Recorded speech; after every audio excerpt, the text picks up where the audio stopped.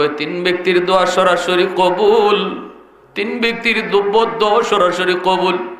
এক নম্বর হলো মজলুমের দোয়া বদদোয়া, দুই নম্বর হলো মুসাফিরের দোয়া বদদোয়া, তিন নম্বর হলো বাপ মার দোয়া বদদোয়া।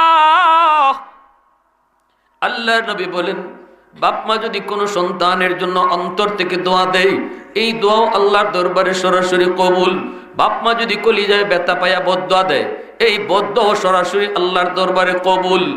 এজন্য বাবা এই কথা বুঝে বিদায় কয়, মালিক আমি বদদোয়া দেই না গো মালিক, আমি বদদোয়া দেই না, আমার সন্তানের উপরে তুমি নারাজ হইও না। আল্লাহ বুঝে না, তুমি বুঝ দিও।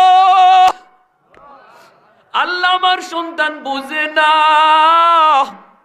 তুমি তারে বুঝ দিও। এই বইলা বাবা চোখের পানি মুইসা বাড়ি চলে গেছে। এই দিকে কিন্তু বাবার এই দোয়া কবুল হয়ে গেছে। আল্লাহু আকবার, জোরে বল।